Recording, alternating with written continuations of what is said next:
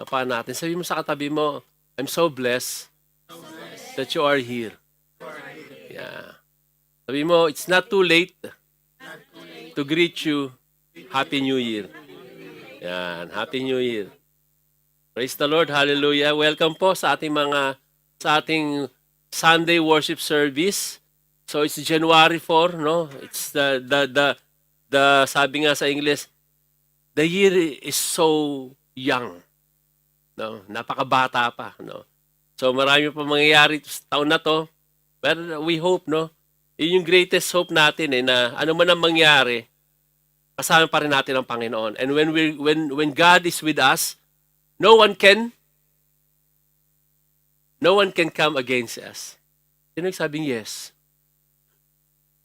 So, praise the Lord. So,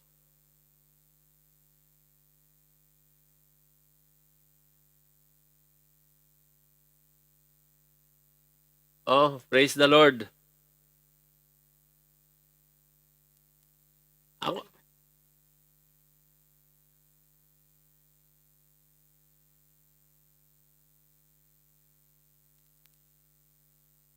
once again, magandang gabi po sa lahat. And tonight, we are going to devote ourselves to God, of course, to His message. Last Friday,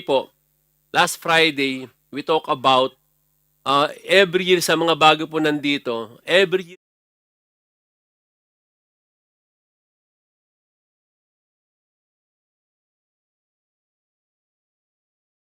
no? Parang siya yung kumbaga our roadmap. So, yung binigay sa atin, yung yung words na yon, yung team na yon, o yung words na binigay sa atin ng Panginoon, doon lahat tatakbo ang mga message natin. Hindi siya binigyan randomly, hindi siya ganon. Pag nagbigay ang Panginoon, it should be intentional. Could you say intentional? Intentional siya. Hindi siya by random. So, ibinigay sa atin yung word na yon, two powerful words that the Lord gave us for this year. No? He gave us devotion and discipleship. Devotion and discipleship. Could you say devotion and discipleship? So, doon tatakbo, no, lahat po ng mga series natin na ginagamit dito sa church, no, doon po siya naka-align. So, those words o yung mga series natin, it reinforce our mission and vision statement. Yun lagi nating binabanggit, mission and vision. So lahat po yun, hindi siya randomly, no? Intentional. Because God is intentional. Yun ang binigay niya sa ating word, devotion and discipleship. Okay? So we have to walk, no, with those words, okay? So ngayon, tignan natin, no, what is the meaning of anyway, the title of our message is, ito yung Friday, ito yung follow-up message ngayon, no? I decided to change the topic for Sunday because I believe na kailangan natin itong salita na to, no? I was thinking the whole day yesterday kung ano ibibigay ng Panginoon, but this morning, because nasa prayer and fasting tayo, ibinigay itong topic na to. Our topic for today is akong clicker.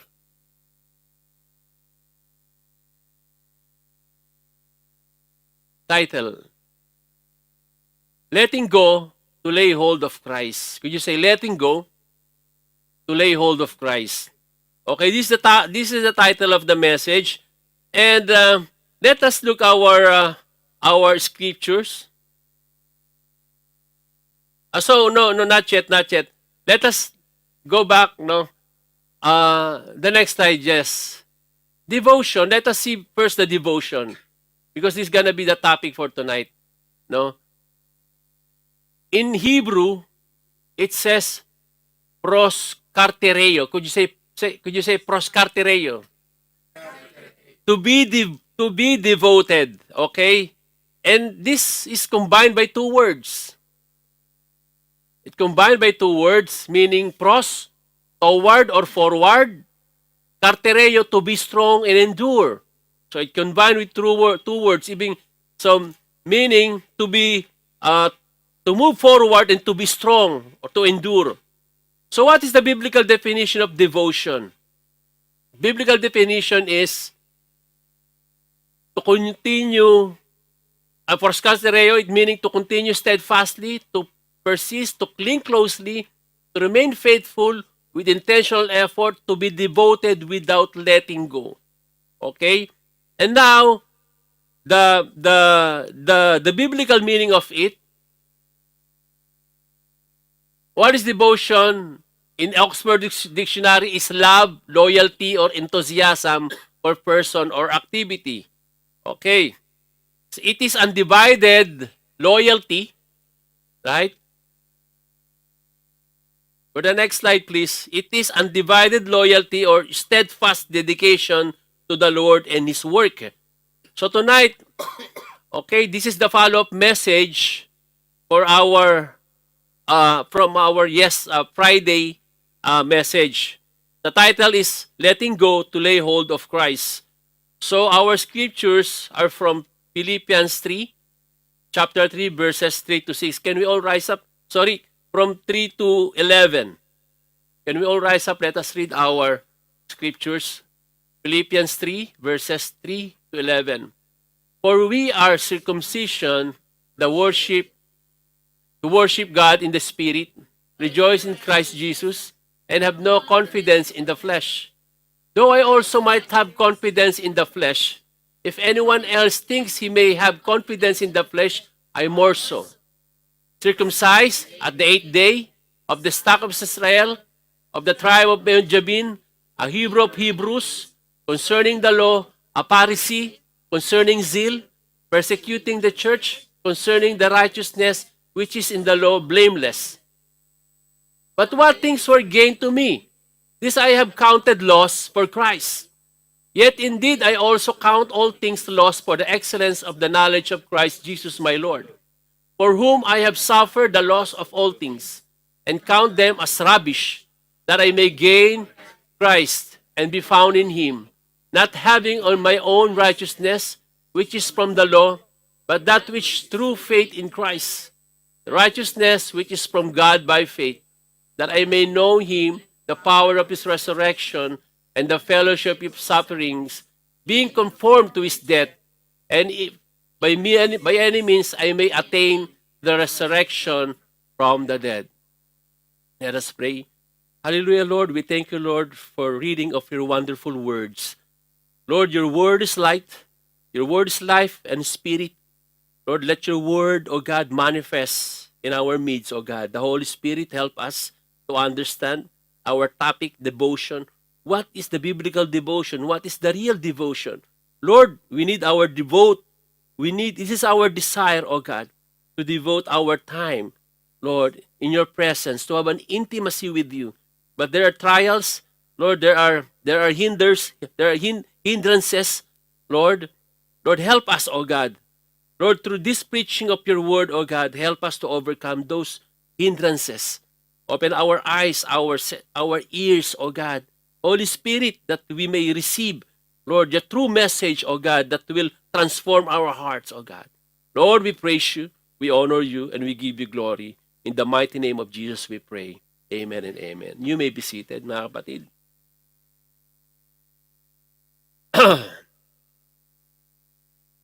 Let me just give you the background of the text of our scripture. No? This passage was written by Apostle Paul, of course. Alam naman natin yan. No? Somehow, paano niya, kung kailan niya sinulat yan, during his time in Rome, when he was on house arrest, nakakulong siya. When he was in a house arrest, Paul physically was confined. Paul writes a remarkable clarity with joy and with spiritual freedom. Nung ginagawa po ni Paul yan, nakakulong siya. Imagine. No? But when he was writing it, no, there is a joy nung sinusulat niya. There is spiritual freedom. No, it's very ironic because nakakulong siya, but he was writing, no, ng merong freedom. I'm talking about spiritual freedom. Although physically nakakulong siya. Okay? His change did not weaken his devotion. Kahit na, ibig sabihin, nakakulong siya, o yung mga tanikala niya, hindi yon nakapagpahina sa kanyang devotion sa Panginoon. He's being in a house arrest, waiting to face Caesar, no, is actually heightened or even refine his devotion. Kahit na alam niya na meron siyang kaharapin na judgment, pero hindi ito nagpahina sa kanya. Instead, ito pa yung nagpa-refine ng kanyang devotion. Hallelujah. No? So, in Philippians chapter 3, Paul addressed as fine but dangerous teaching that is going around Philippi. In main address ang Apostle Paul na yung mga katuruan na merong katuruan sa Philippi noong mga panahon na yun. It's simple but dangerous. Could you say dangerous? No? Dangerous dahil what is the teaching? The teaching that Christ is good. Listen to this. The teaching is this. Christ is good, but Christ is not enough. That is a teaching na lumalaganap, no? It is subtle, but it's dangerous, which is very dangerous teaching. That is why he wrote this epistle. Mamaya babasahin ulit natin yan. Paul responds not with theory, but with this testimony. Diba? Sa lahat ng mga testimony natin dito, kaya mahirap Mahirap explain what is faith. Why are you giving to the Lord? This is my testimony. Ang pinakamahalagang o yung pinaka-effective na turo ay yung nararanasan mo. Diba? Pinag-aralan natin sa Alpha. Diba? Yung pananampalataya na nararanasan ay nang mabisa.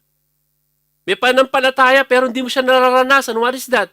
When we go back to our old faith, yes, we have faith, but hindi naman nararanasan natin kung ano yung faith natin doon. It's different from our faith now. Can I hear amen? No? So, kung merong pwedeng magyabang, kaya sinusulat niya ni Paul yan, binasa natin yan. Kung merong isang taong pwedeng magyabang, because this is his testimony, no? Magyabang ng achievement or religious achievement, I could say, yan ay si Apostle Paul, tandaan natin. Yet, when he encountered Christ, lahat ng ka-achievement, no, nire-evaluate niya. Kung binasa natin dyan yung kanina, di ba, kung sino Hebrew of Hebrews, a Pharisee, di ba? Sinasabi niya, mami, babalikan natin yan. And circumcised on the 8th day, ako yun. 100% about the law. Kumbaga, and he did not say this para magmayabang. This is out of honesty. No? That is why in this chapter, no, evaluate niya na, no, we will see that he gave us a short contrast between confidence in the flesh, yung pagyayabang pala na yun, confidence in the flesh, and confidence in Christ. Okay? Between external righteousness and righteousness by faith. Between resting in past achievements and pressing on toward Christ. Okay? But the very heart of this chapter 3 is this, when he said, that I may know Him. That I may know Him. And this is my prayer for tonight, that we can say that also. That I may know Him. That I may know Christ. So, for full devotion was not a religious effort. It was supreme pursuit of his life. It is intentional. No? Because, let me tell you this, mga kapatid, before there is service, tandaan natin to, there is first devotion. You cannot minister without devotion. Tandaan natin yan. You cannot minister without devotion. Before there is obedience, there is first belonging. Before there is activity, there should be first union with Christ. And many believers, listen to this, assume that spiritual maturity starts with doing more. Maraming mga Kristiyano ngayon, no, na ang alam nila ay gumawa ng marami para sa Panginoon. They pray more, no, serving more, striving harder, being busier for God. But the Bible is consistently teaching us something deeper and far more foundational. Tandaan natin to. Don't get me wrong, hindi masama ang maglingkod sa Panginoon, but there's something is lacking. Pag yun lang ang motivation mo, there is lacking, mga kapatid. And we will talk about it later. That Christian life begins not with effort, but with identity. Christian life begins not with effort, tandaan natin yan, but with identity. Because Christian is not a call for action. It is an invitation to a relationship. Did you hear that? Sabi mo sa katay mo, did you hear that? It is not called to action. Not for works, no? It's an invitation for a relationship. Di ba yung lagi natin sinasabi, no? Hindi ito hindi ka maliligtas ng yung reliyon by doing good and good and good. Maliligtas ka ng yung ng relasyon mo sa Panginoon. And we do not work out our way into Christ. We live from Christ. And this is why the Apostle Paul in chapter 3 of Philippians does not begin with achievements, but with the testimony. It begins with a profound reorientation of identity. And everything in his life changed. Nung nagkaroon na siya na-reorient yung identity niya. No? The moment he encountered Christ, it all begins when we all encountered Christ. Amen? Not because he became more active, but because he became united with Christ. Hindi nung dumating tayo sa Panginoon o na-encounter natin ang Panginoon, naging busy tayo, pumasok tayo sa ministry. That's part, no? But we're doing this because the Christ is with us. Right? We can see the devotion.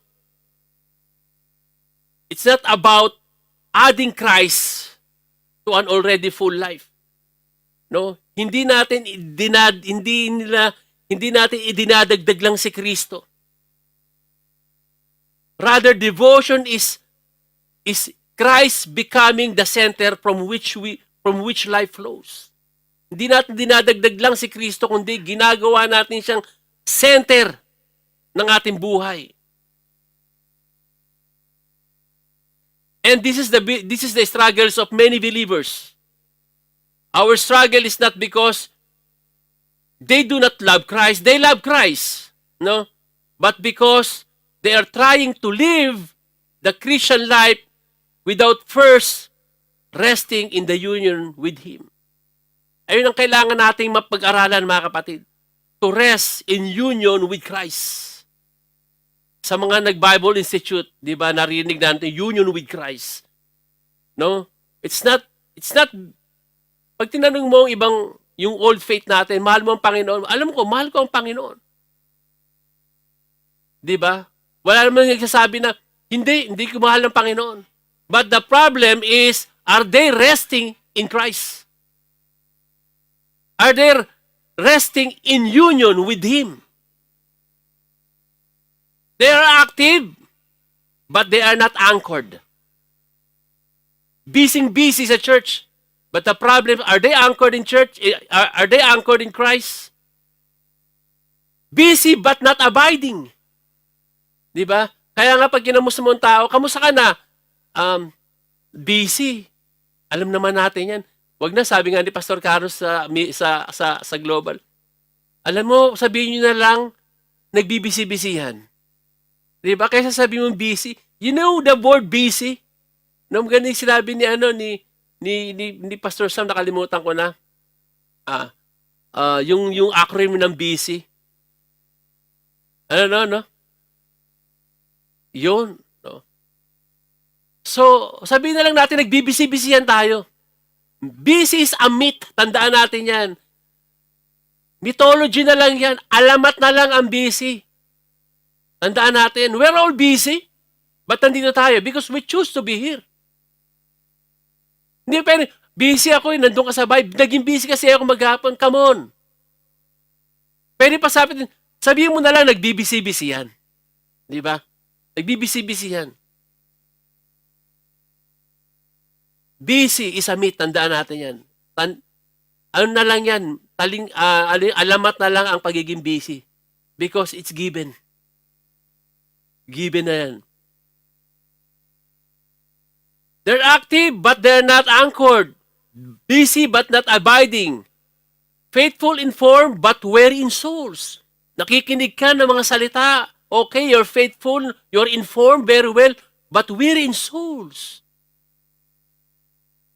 Unting dating lang sa'yo, eto na, aligaga ka na. So before we ask, what should I do What should I do for Christ? Scriptures invite us to ask an even deeper questions. No? And what is that questions? What does it mean to be found in Him? Di ba sabi ni Paul, that I may found in Him. And this is the question. As we study the word devotion, no, this topic will answer what is real devotion. Biblical devotion is not primarily about what you add, but it is about who is at the center of your heart. Because Jesus never called people to admire Him. Hindi tayo tinawag ng Panginoon para i-admire siya. He called people to follow Him. He called people to follow Him. And He said, if anyone desire to come after me, let him deny himself. Take up his cross. Follow me, sabi niya, daily, araw-araw. Let's go to the truth. The calling truth of this message, and let us tackle them one by one. No? What is devotion? So we have 4 hours. 4 hours of a devoted life. 4 hours. Sabi niyo, 4 hours. Number 1 is redefined. Redefined. Could you say redefined? Identity is recentered in Christ. Though I also might have confidence in the flesh, sabi ni Paul, no? Dahil kung merong pwede magbiyabang, that is Paul. No? Sabi niya, though I might have confidence in flesh, if anyone else thinks he may have confidence in the flesh, I more so. Kung sino man ang mag-iisip ng pwede niyang pagmayabang, no? Ako yun. Circumcised at the 8th day, that's the Hudyo, di ba? Of stock of Israel, of the tribe of Benjamin, a Hebrew of Hebrews, concerning the law, a Pharisee, concerning zeal, persecuting the church, concerning the righteousness, which is the law, blameless. Kumbaga, wala kayong masasabi sa akin.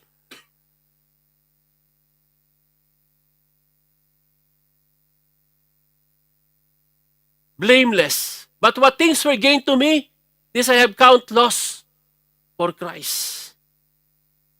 The Apostle Paul said, though I might have confidence in the flesh, though meron akong dapat ipagmayabang, okay? The heretics are saying, this is good, but Christ is not enough. These people, they major on religion. Etong mga heretics na to, ito yung napag-aralan natin to, no? Ito yung Christ is not enough. Gumagawa pa rin sila ng sa panahon nung Judaizer, di ba? May mga ganun. Kahit sa panahon ngayon, may mga Judaizer. Yung mga Judaizer, hindi ito yung mga fans ni Judah. Eh. No, ito yung naniniwala sila kay Christ, a Savior, Lord, but you must do this, you must do this, you must do this, you must do this. So, may kailangang pang-i-add, no? So, sabi ng mga heretics, no? This is good, but Christ is not enough. So, these people, they major on religion. The rituals, ito yung pinopromote nila, religion, rituals, traditions. So, when Paul speaks about devotion, he does not begin with behavior or habits or spiritual discipline. He begins with identity. And that's intentional. Ano ba yung identity niya? He begins with identity. No? Because devotion will always collapse when identity is misplaced. Kung hindi mo kilala kung sino ka sa Panginoon, it will always collapse if you don't know your identity. Ano man ang gawin mo, it will collapse. No? Paul knew exactly who he is, or who he was, or at least who he thought he was.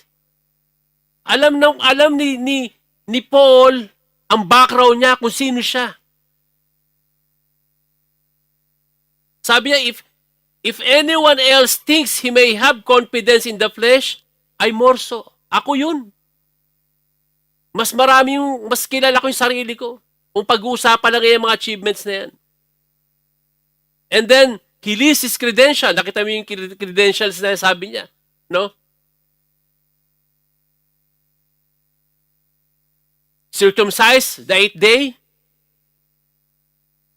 of the stock of Israel, a Hebrew of Hebrews, concerning the law, Pharisee, concerning seal, persecuting the church, concerning the righteousness law, blameless. Right? So inisa-isa niya yung credentials niya. And he did not do this out of pride, but out of honesty. Naging totoo lang siya sa sarili niya. Paul is saying if devotion could be built on a background training on morality or zeal, religious performance, no, then I should be the best. This is what Paul was trying to say. The most devoted man alive, or the most devoted men alive. Ako yun. That is what saying, yung in-enumerate niya. No? Let us look closely of the achievement that he said, which is for him. These are not shallow, hindi ito mababaw, no? He was born from Jewish parents. He was 100% Jew or Jewish, no? He was born into covenant faithfulness. That is what's trying to say. I was born in the covenant fellowship. Ano yun? Covenant that was started with Abraham when God made a covenant with him. He said, of the stock of Israel, ano yun? Ano yung sabi? Of the stock of Israel, no? Of the tribe of Benjamin, sabi niya. Pure heritage, respective lineage. Why? Bakit yung sinabi niya yun, stock of Israel? Galing siya sa line of Benjamin, tribe of Benjamin. Benjamin because the tribe of Benjamin is one of the tribes that did not defect. No? There were 10 lost tribes na nawala yung 12 tribes yan, right? 10 lost tribes. But the tribe that defected, but the tribe of Benjamin stayed with Judah. Sila lang yung natira na talagang solid. No? And that is what we call Israel now. The tribe of Benjamin and the tribe of Judah. And that is why when he said, I am stock of Israel, a tribe that did not defect. Yung pag-uusapan lang yung lahi natin. His lineage is respected. He grew up in Tarsus. Lumaki siya sa Tarsus, no, which is a part of modern-day Turkey during the time under Roman dominion. was saying, I know my culture. Yes, pinanganak ako dun sa foreign land, but alam ko, no, ang kultura ko. I know my language. I grew up as a Jew. I was born in a foreign land. Yes.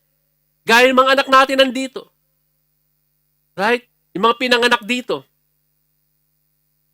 They know that they're Filipino. Diba? Yung mga anak ko, alam nila. They don't speak well Tagalog. No? Dahil dito sa lumakit. But they know our culture. Pilipino pa rin sila. Dahil ang nanay nila, tatay nila, Pilipino. But they don't know much of our language. But Paul was saying, I am Hebrew of Hebrews. I know my language, I know the life, I know the tradition, I know the covenant. I'm a pure Hebrew.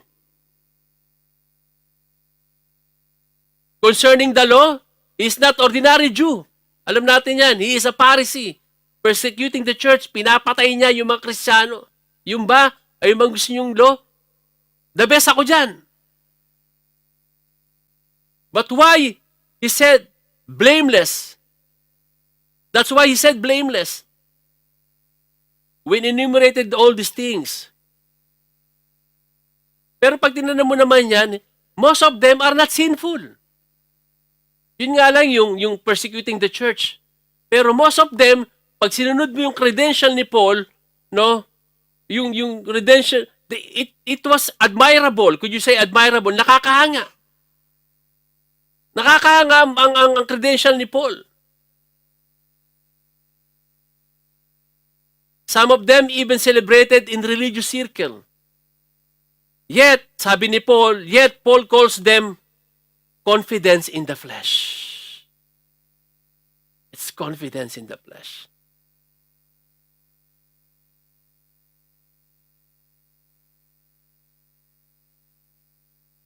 That is their name, confidence in the flesh.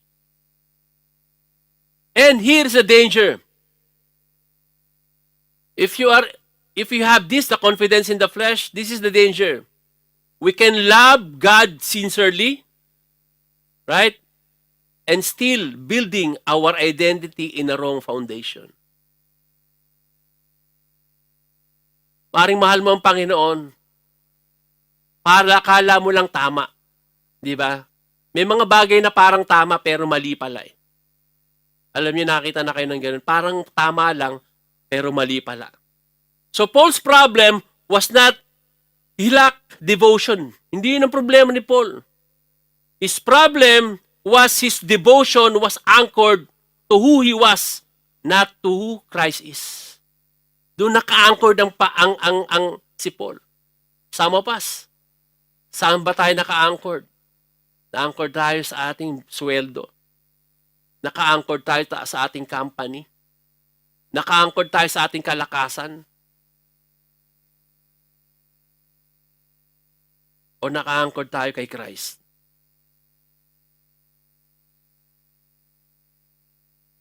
And I hope that we receive this message, no?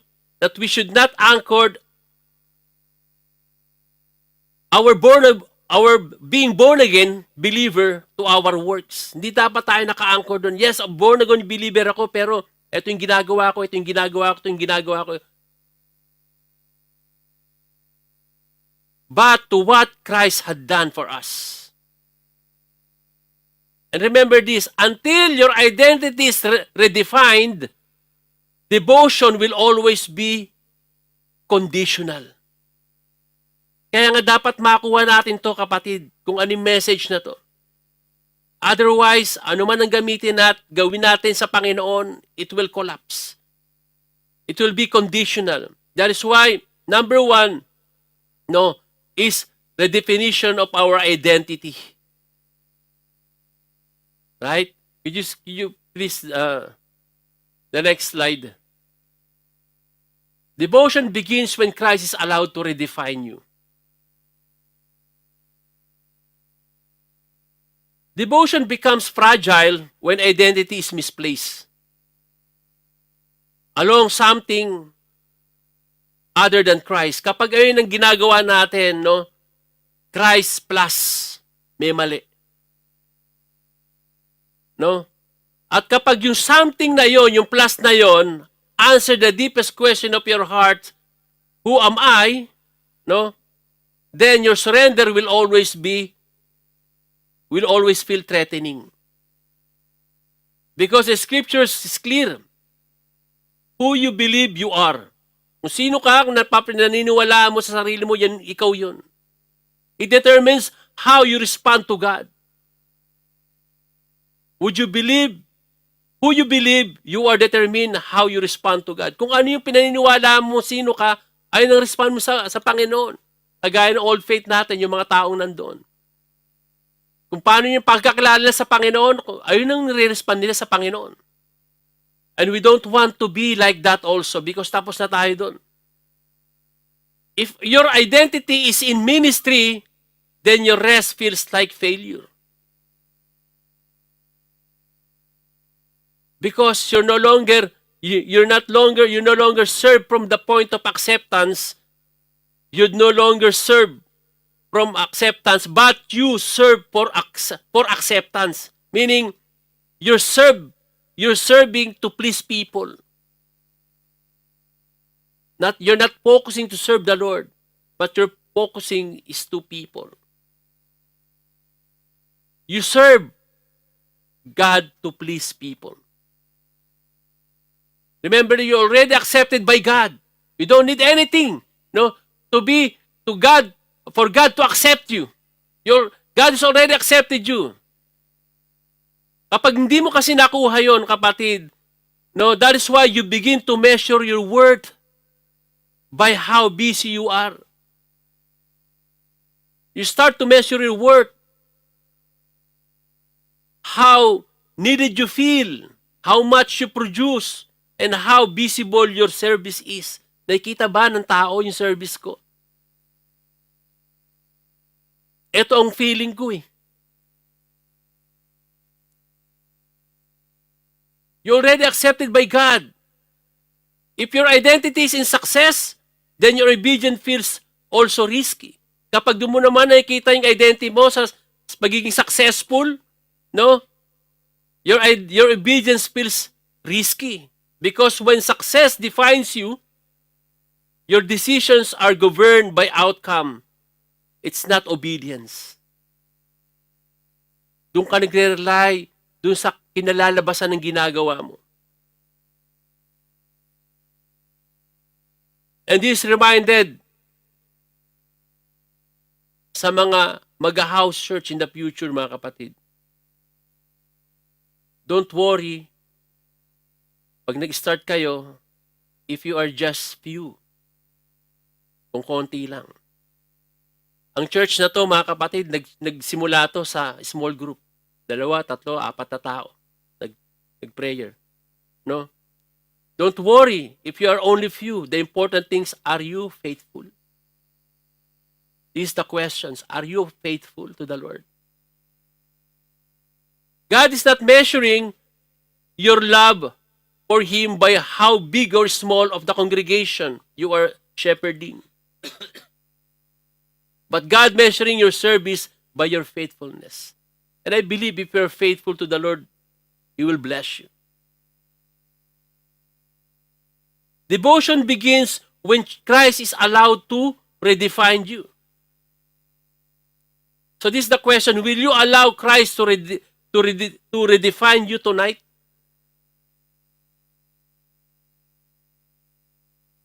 Kung si Paul, imagine natin, kung si Paul kaya buhay ngayon and recalculating the value of his life. What once gave him confidence now became a weight, an extra weight. Tayo, pare-pares tayong sumasakay sa aeroplano. We don't have to have an excess weight or extra baggages, right? Ayaw natin yun. It's a burden, it's a problem, it's a trouble. So what once gave him confidence is now an excess weight. Yung mga sinabi niya na yan, excess na pala yung weight na yun. Baggage na pala. What once gave status now become secondary na lang. What once gave him identity now became insufficient. And this is a deliberate language, or this is intentional. Devotion began when Paul saw Christ clearly. Nag-umpisa ang devotion ni Paul nung nakita niya ang Panginoon. And when Christ seen rightly, everything else is seen accurately. Listen to this. Paul did not adjust his old identity. He replaced it. Tinanggal niya yung luma niyang identity when he met Christ. He no longer defined himself as a Pharisee who believes in Jesus, a Hebrew who follows Christ, a law keeper accept grace. That is no longer his definition of himself, na iba. Na-redefine siya. His new definition is, I am a man in Christ.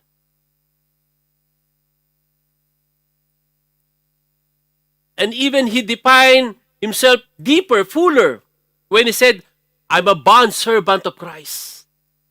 Hindi niya lang sinabing, I am a man in Christ, I am a bond servant of Christ. Ano yung bond servant? Alipin ako ni Kristo.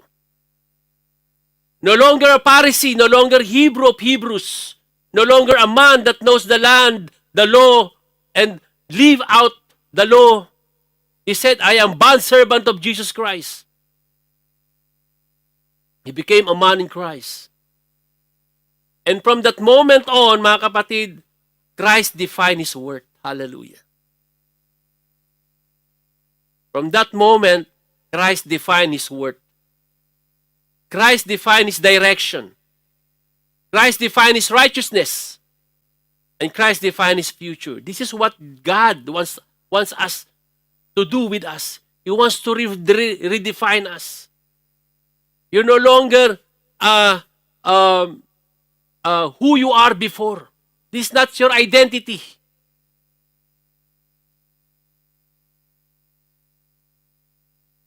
And while later he said that I may know Him. I may know me. I may know Him.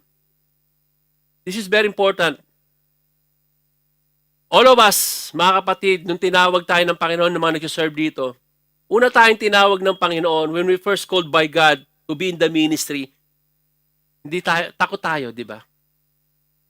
Kinakabahan tayo. Right? Sinong hindi takot nung pumasok sa ministry kagad? Confident na kagad siya. Di ba?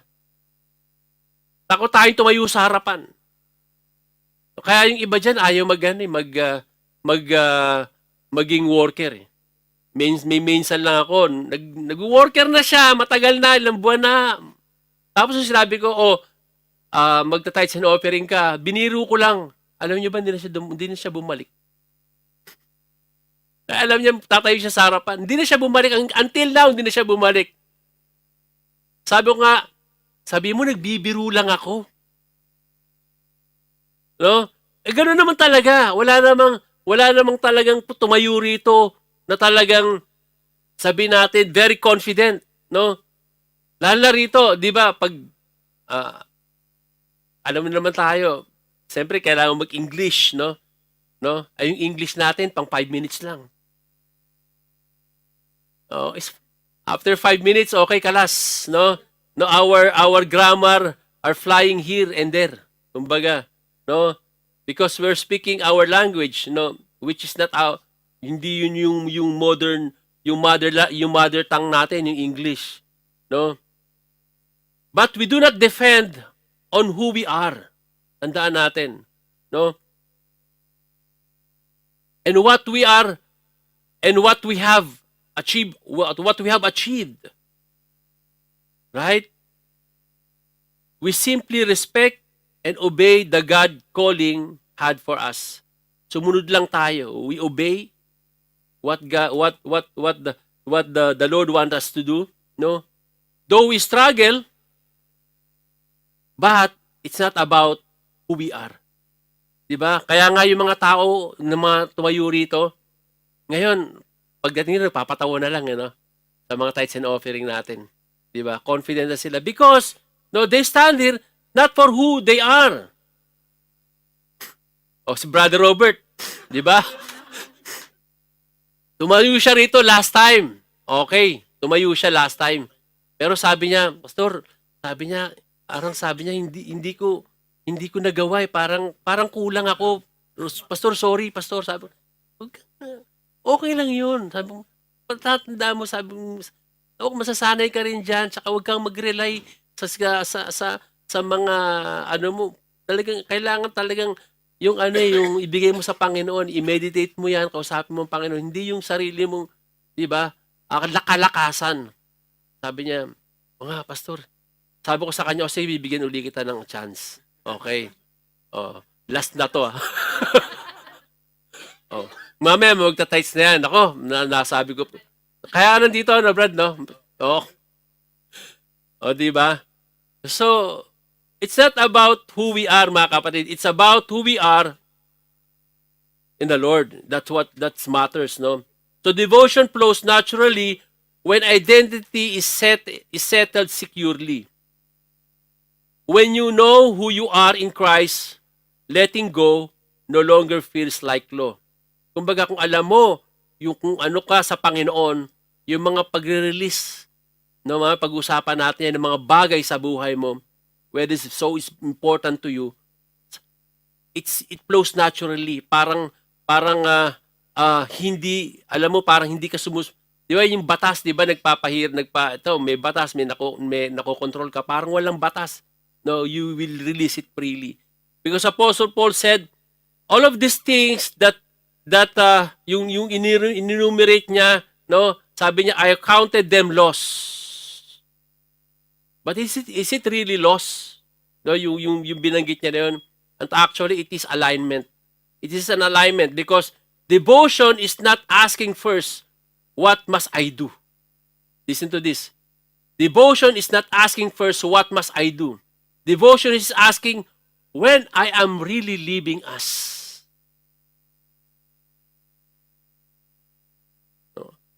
Are you living as servant loved by Christ? Are you living as a servant who needs Christ? Or servant who needs a recognition?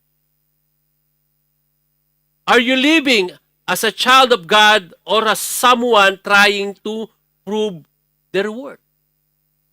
Nag-serve ka ba sa Panginoon trying to prove your worth? Or are you living from grace or from performance?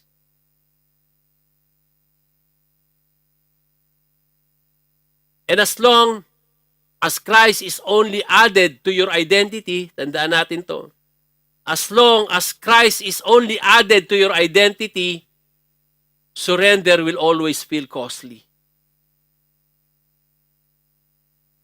Kapag inad mo lang ang Panginoon sa identity mo, hindi mo masusurrender ang lahat sa buhay mo.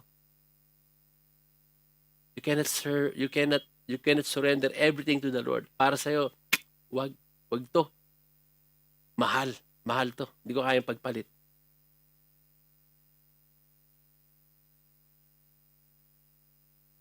Dati, mga kapatid, for me, I love to be corrected, no? I want always to be or to improve, no? Yung pagtayo ko, no, dati yung mga pagsasalita ko, no, at nandiyan yung mga anak ko pag nagsasalita ako ng English, pag nagkamali ako ng grammar o ng salita ng word, magsasalita ka agad diyan mga kahit pabulong. Narinig ko na 'yon, di ba? Asawa ko nandiyan. I love that, yung kinokorek ako, no? But alam nyo kung ito yung gusto ko, yung I want to excel, no, yung mga pronunciation ko or to speak eloquently. Yeah. Spelling. Punto kayo, mga napaka-simpleng bagay pinapahirapan niyo. Ano? I want to speak eloquently, no? Bilang speaker, alam naman natin sino yung mga nagsasalita sa harapan. No, because my heart is willing. No? If my identity is not rooted in Christ, mga kapatid, siguro inaway ko na yung asawa ko tsaka yung mga anak ko. At baka yung mga nakikialam pa sa akin. 'Di ba? But I love it, no? When they correct mo talaga ba? Papaturo pa ako sa misis ko. Ano pa, paano ba to? Paano ba sasabihin to? No? Kasi if we are not rooted in Christ, mga kapatid, we don't want to be laughing stock o katatawanan o to be tawag doon belittle o malitin. That's our nature. Ba't sinasabi ko maliit na may nagitian dyan sa likod? No? And admire yung mga ibang kapatid na tumatayo dito sa ating harapan. No? They are not eloquent, but their heart is willing. Their heart is willing. Willing to be turuan, no? Humble heart, no? Because their heart is anchored in Christ. That is why Apostle Paul said, "For me to live is Christ." Not Christ plus reputation. Not Christ plus security. Not Christ plus achievements. But for me to live is Christ. For me to live is Christ. That's it. And I think that is the praise that God wants really to hammer us, no? To hammer into our ears, into our hearts. For me to live is Christ. Could you say it? For me to live is Christ. Because mga kapatid, many times we said, Lord, I love you. Nasasabi niyo ba yun through pag nagpe-pray kayo, Lord, I love you. Si Brother Richard, lagi ko narinig yan dito sa mahal na mahal namin kayo, Panginoon. Diba? May ganun pa yan.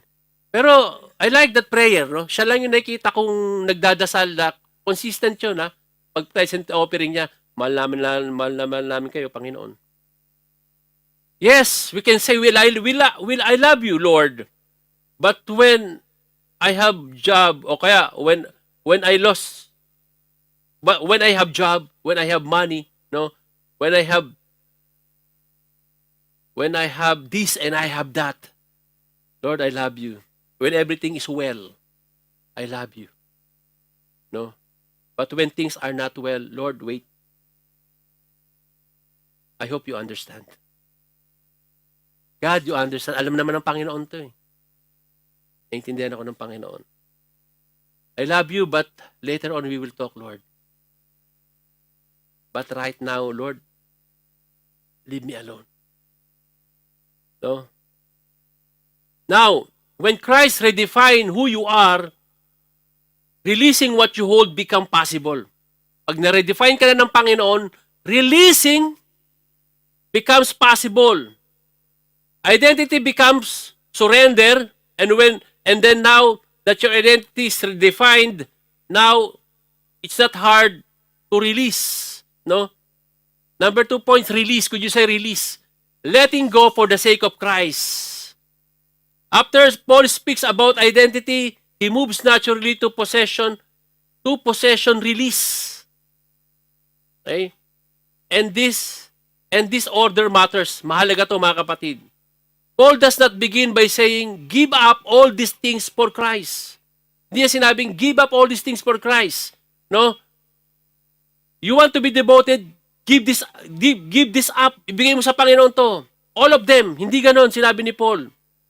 If Paul says, kung sinabi ni Paul yon, sasabihin ko sa inyo, gawin nyo rin yan. Kagayang ginawa ni Paul.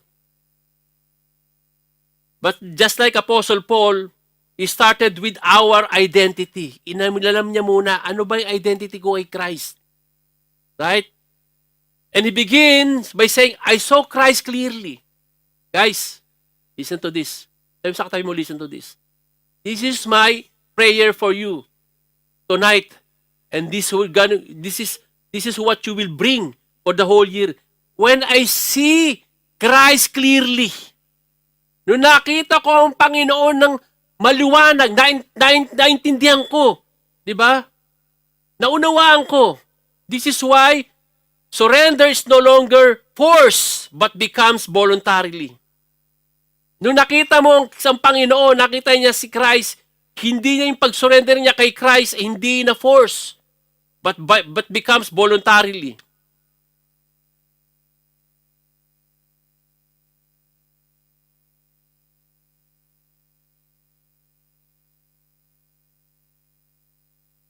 Yung mga anak natin, mga kapatid, kapag inutusan mo yan, no, na ayaw nila, susunod dyan, but there is resentment. Diba? Susunod dyan, pero nagdadabog. Hello? Anak ko lang ba yun? Pag inutusan mo sila, pag inutusan ako ng asawa ko, na ayokong gawin yon, medyo, di ba? Ay, usos pa to, di ba? With resentment, no. But, listen to this, but surrender that flows from revelation, from understanding, from who you are now actually result to joy. Nung makita mo na kung who is Christ in your life, that you are anchored in Christ, yung pagsusurrender mo sa Panginoon, it's not by force, but it's with joy. Wow! Lord, I surrender everything to you, Lord. Everything with joy. Hallelujah. With joy. This is what Apostle Paul said when in Philippians 3:8. Yet indeed I also count all things loss for the excellence of the knowledge of Christ Jesus my Lord, for whom I have suffered the loss of all things, and count them as rubbish that I may gain Christ. This the language used. Paul does not say, I lost all things. He did not say that. He said, I count all things lost. I count all things lost. He did not say, I lost all things. I count all things lost. Because releasing is not lost when Christ is seen as better. Ibinigay niya, sinurrender niya lahat that I may gain Christ. Sa Kanya, the excellence of the knowledge of Christ.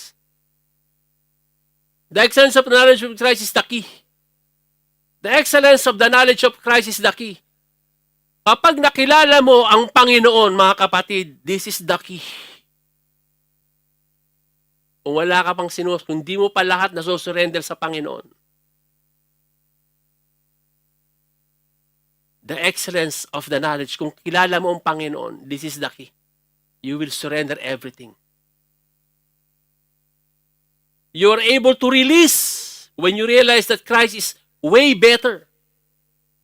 Listen to this. For example, I will give you 100 grams of gold, no? And 100 grams of pure diamonds. Papipiliin ko kayo. Anong pipiliin mo? 100 grams ng diamond o 100 grams of gold? Diamond. Maybe yes, because this is pricey. Di ba? Mas pricey yon, di ba? Diamonds because it's more pricey. It's more precious. Although gold is already precious. Right? This is what Apostle Paul is saying. He released things because Christ was way better. Di ba? Pinili niya yung pinaka-precious. God is way better. And this is the heart of biblical devotion, mga kapatid. Devotion is not driven by guilt. It is not sustained by fear. It is fueled by superior affection because Christ is better.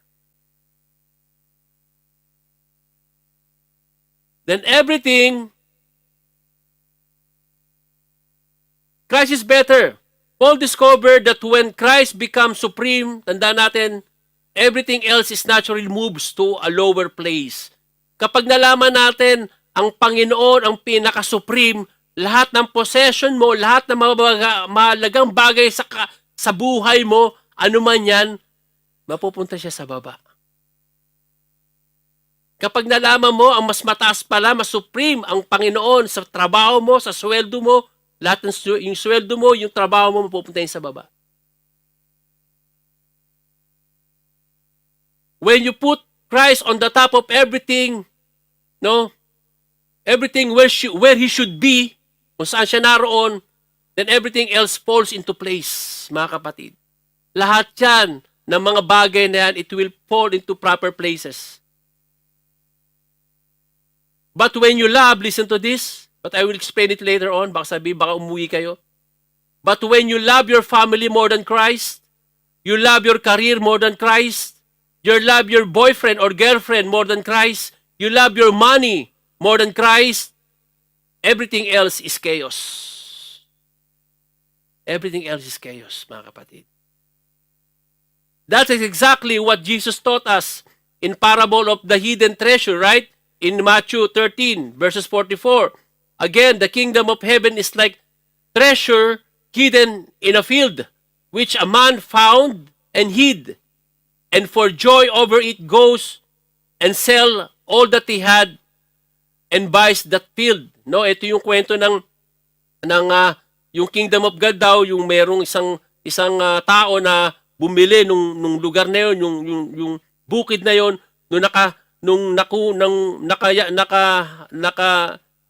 nakapag-hukay siya, nakita siya ng treasure, no? Tuwan-tuwa siya at binenta niya lahat ng kanyang possession at binili yung buong bukirin. For example, you have money. No, somebody wants to sell you thousand of kg of gold, no? 1,000 kilograms of gold, no? Yung pera mo konti lang. Siguro ang pera mo, sabi natin 100 KD. Binibenta sa iyo 1,000 KD of gold, no? Ano gagawin mo? Of course, you will buy the gold. Right? You will buy that gold immediately. Why? Because that is much better or more important than your 100 KD. That is more valuable. And this is just Jesus is saying, all these precious things are just created things by God. Created things by God. Lahat ng mga bagay na pinanghahawakan natin, mga kapatid, they are just created things by God. Jesus is incomparable. Jesus is no equal. There's nothing you can compare to Jesus or even closer value to Jesus. Jesus is everything. When you have everything and Jesus is not there, it's all nothing. But if you have nothing and you have Jesus, you have everything. He did not sell everything because he was forced. He sold everything because the one is getting is of great value. That is why he released it. 'Di ba? Nakakita ng yung parable na 'yon. Nakahukay siya ng precious ng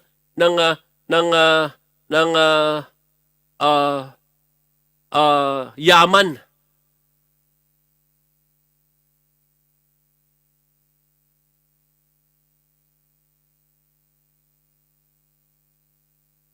Paul said, I count all things lost, the achievement, the security, comfort, even religious accomplishments. He said, I count them all lost for the excellence of knowing Jesus Christ my Lord. Alam mo, I remember when I become a full-time pastor, there are people, my colleagues before were asking me, no, why did you give up your job? Sabi sa akin, no, I love my job. I love the kind of job. Gusto ko yun, yung designing. No? I love it. And I still have kids. Bata pa sila. They have to go to college. My wife is not in a high position anymore in Alganim. Wala na yung mga benefits namin yun, no? But they cannot understand if I explain like this because they're not believers. They don't understand, mga kapatid. that Christ is way better than my job. That is why when I found the treasure, I release this secular job. Jesus is far better. But sadly, listen to this. There are many brethren last year and the previous year, past years, no, they have traded Christ for a lesser value. Pinagpalit nila ang Panginoon sa mga bagay na lesser value. Pinagpalit niya sa trabaho, no? Umalis sila rito, no? Umalis sila sa Kuwait, umalis sila sa pagsuserve sa Panginoon. Pinagpalit nila sa trabaho, pinagpalit nila sa boyfriend or girlfriend nila. They have traded Christ for things. Things that are not really valuable. No? I don't condemn you, guys. No? But, as a pastor, as your friend, or kung sa mga bata rito, as a father, no? I want to give you a good or the best advice, mga kapatid. And I think I'm still already, dito na ako sa edad ko na to para magsalita, no? Nakita ko na lahat. Over the years, kaya nga yung mga kapatid na umaalis sa Kuwait, no, na wala naman silang yung talagang tiyak na pupuntahan. Pag sinabi kong bata ka pa, kapatid, dapat pag-isipan muna. But they left Kuwait. You know what? After some time, a year or two, wala pa nga taon, gusto nilang bumalik sa Kuwait. Namimiss nila ang Kuwait. Number 1, yung gawain sa Kuwait. Gawain dito. The worst is bumalik pa sila sa dati nilang buhay. Balik sila sa dati nilang buhay.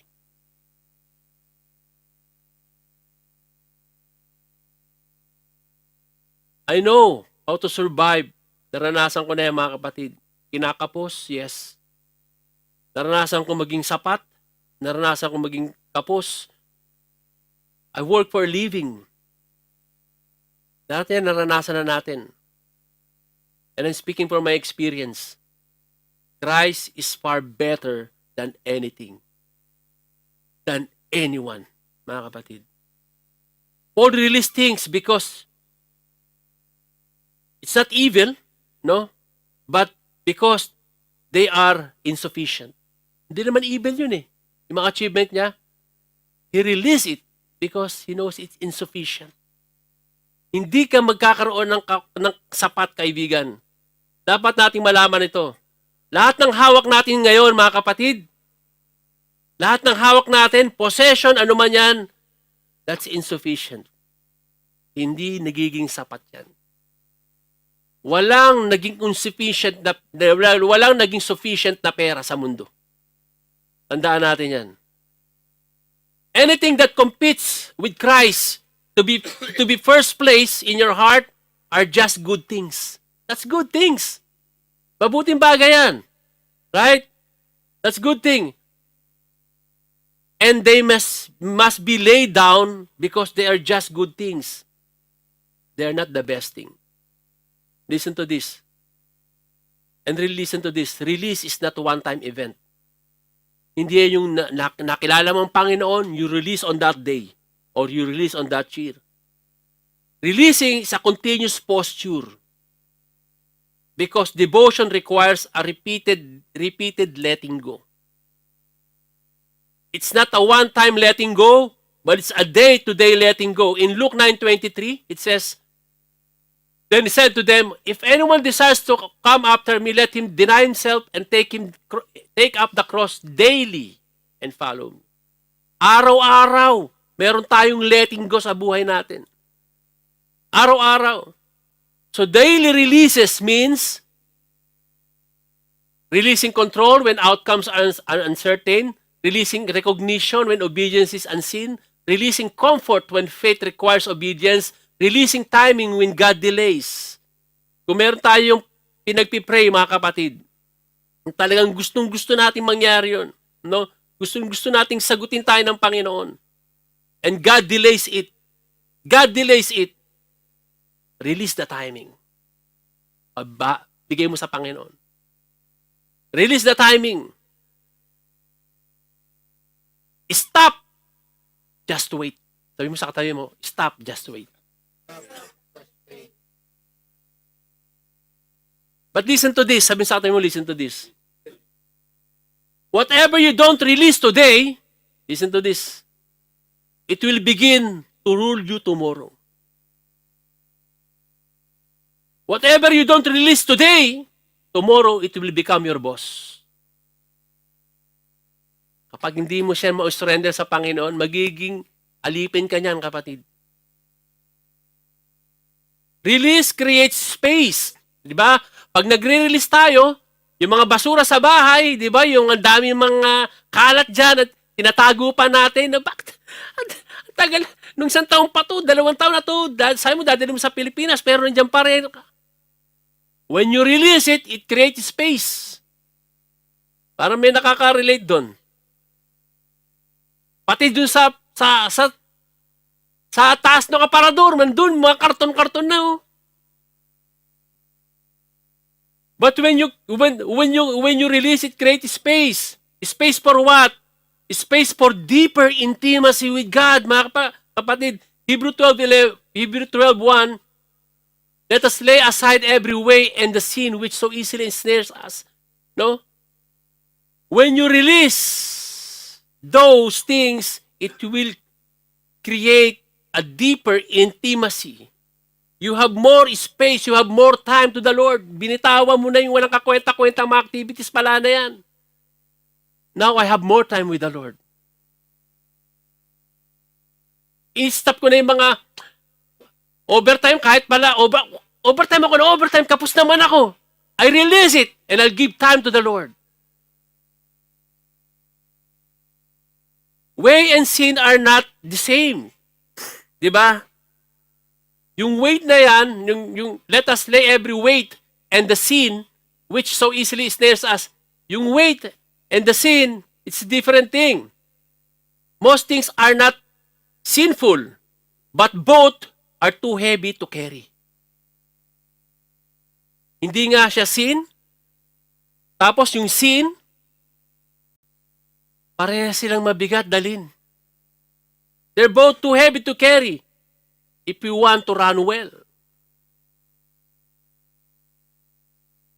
Na tayo sumasakay sa aeroplano, ayaw natin ng excess baggage, right?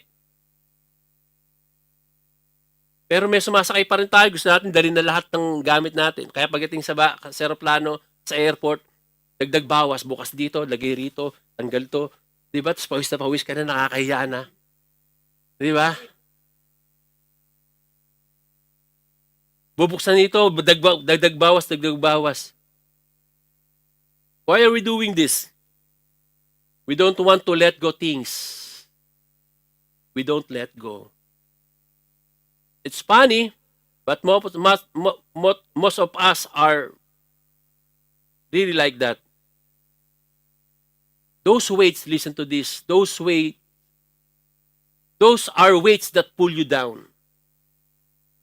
Ayun yung nakakahila sa ipababa, mga kapatid. God wants you to excel. God wants to use you in His ministry. But you cannot let go of some things. It will pull you down.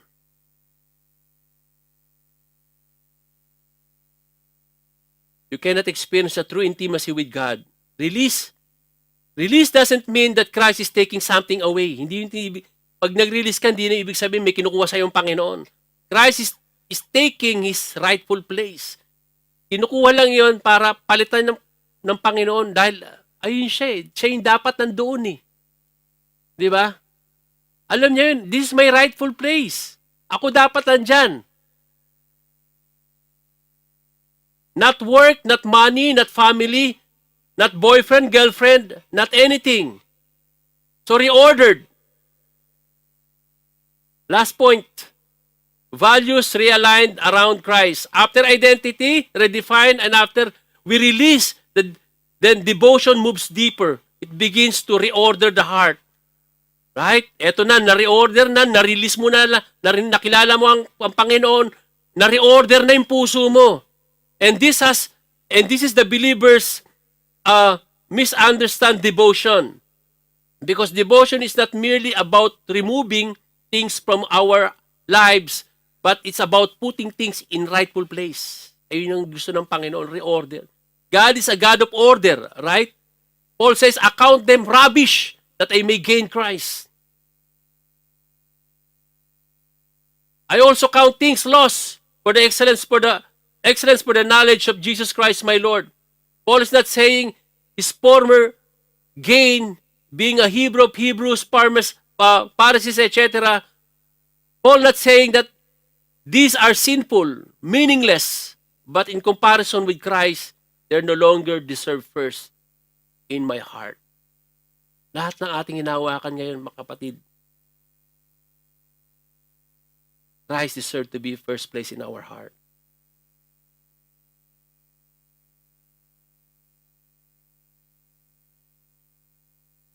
Don't get me wrong, sinabi ko kanina.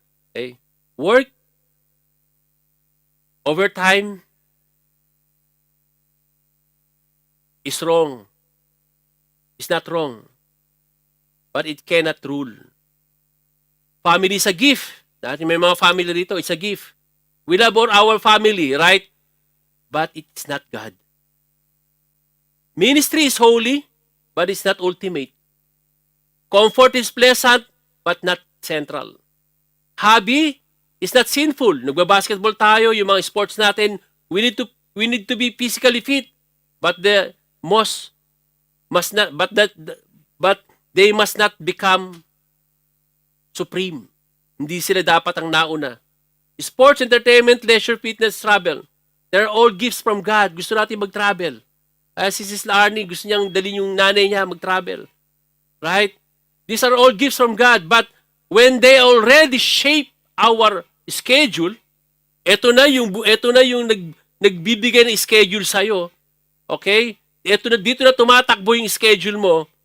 When they command our loyalty with Christ, nawawala na yung loyalty mo sa Panginoon. When they steer our emotion and determine our priority more than Christ, they need to be reordered. They need to move where they should belong. Tandaan mo, kapatid, dapat yan nasa proper order yan. Ask this question from yourself. Whatever the Holy Spirit is speaking to you right now, to release, to reorder. Does this help me pursue Christ freely, or does it quietly compete with Him? Mga cellphone natin. But sometimes you don't know. It's this quietly compete with the Lord. Yung cellphone mo na ang kamay mo parang may glue na, no? Na hindi mo na mabitawan yung cellphone mo.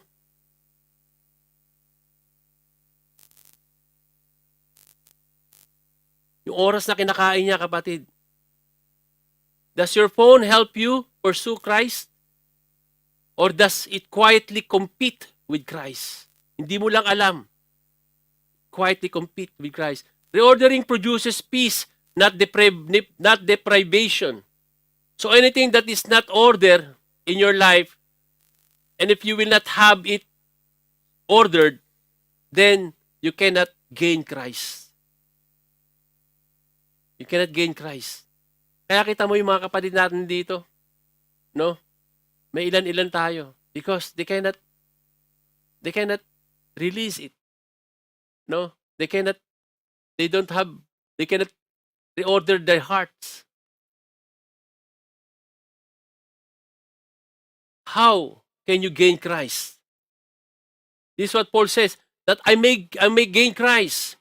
Reordering is not about losing. It is about finding the right joy. When Christ is first, and this is the last point, when Christ is first, work becomes worship. Hallelujah. When Christ first, family becomes stewardship. Gusto ng Panginoon, pamilya natin, it's a gift from God. When Christ's first ministry becomes overflow. When Christ's first comfort becomes contentment.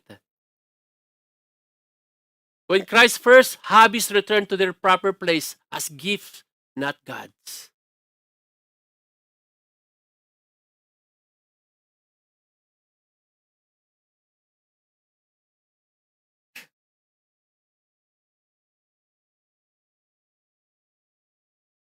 The hardest thing, mga kapatid, for the message of God is the application. Yes, you may be encouraged tonight, but how can you do this? Kaya nga sa daily devotion natin, alam ko mahirap yung daily devotion, but we must obey God even if it's hard. Can we all rise up and let us pray?